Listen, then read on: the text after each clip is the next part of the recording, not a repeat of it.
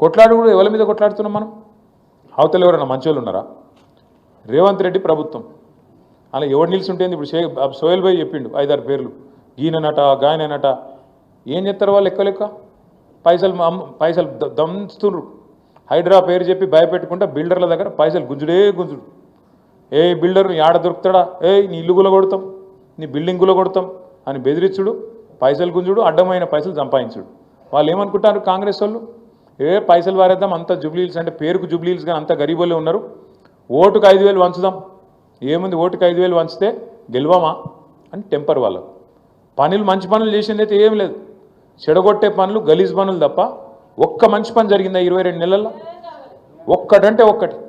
ఆడపిల్లలకు చెప్పారు, మీకు మాట ఇచ్చారు, నెలకు 2,500 ఇస్తామని చెప్పారు. పడ్డాయా వాళ్ళకన్నా? ఇక మళ్ళా ముఖ్యమంత్రి గారు కొత్త సౌండ్ పెట్టిండి ఈ మధ్యన. కేసీఆర్ ఉన్నప్పుడేమో మంచిగా పెన్షన్లు, రైతు బంధు, కళ్యాణ లక్ష్మి టింగు టింగు అని పడుతుండే అకౌంట్లో. ఇక ముఖ్యమంత్రి గారు టింగు టింగ్ అంటే కేసీఆర్ గుర్తొస్తుందని చెప్పి టకీ టకీ అంటాడు. టకీ టకీ అట పడుతున్నాయి. ఆ టకీ టకీ మన పైసలు అందరికీ వచ్చినాక 21 నెలలు 21 నెలలు అయ్యి 22 నెలలు పడ్డది. ఇప్పుడు రైతు బంధు ఎగ్గొట్టిండు 2 సార్లు. ముసలోళ్ళకి పెన్షన్లు ఇస్తా అన్నాడు. కేసీఆర్ 2,000 ఇస్తే నేను 4,000 ఇస్తా అన్నాడు.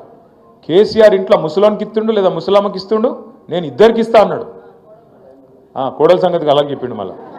అయితే నేను మొన్న సూర్యాపేటకు పోయినా, నల్గొండ, పూర్వ నల్గొండ జిల్లా, ఇప్పుడు సూర్యాపేట జిల్లా. మా జగదీష్ రెడ్డి అన్న ఒక మీటింగ్ పెడితే అడిగి పోయింటి. మధ్యలో వాళ్ళ ఇంట్లో కొద్దిసేపు ఛాయ్ తాగుతుందుకంటే ఒక లీడర్ ఇంటికి పోయినా. పోయేవరకు ఆ లీడర్ ఇంట్లో వాళ్ళ పెద్ద మనిషి వాళ్ళ అమ్మ ఉన్నది. అన్న మా అమ్మ ఉన్నదని చెప్పి ఆయన తీసుకుపోయి లీడర్ సాబు పరిచయం చేసిండు. నమస్తే అమ్మ, బాగున్నారా అన్న. ఏం బాగున్నాం కొడుక, మొన్న నేను నా కొడుకు పెళ్ళయింది, ఆ కోడలేమో తెత్తదనుకున్నా, ఏం తెలియదు, నారాజు మాట్లాడబట్టే. ఏం తెత్తదనుకున్నావు నేనన్నా. పెళ్ళి అయ్యి ఇక వచ్చింది కదా, ఈ పెన్షను అదే ఇస్తా అన్నాడు కదా 2,500 వస్తుందేమో అనుకున్నా, ఏం వస్తలేదు, కోడలు వచ్చినాక అంతా బేకారు ఉన్నదని ఆమె అన్నది.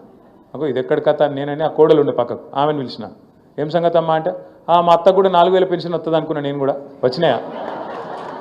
రేవంత్ రెడ్డి అనేటువంటి ఏం చేసిందంటే అత్త కోడల పంచాయతీ కూడా పెట్టిండు కొత్తగా.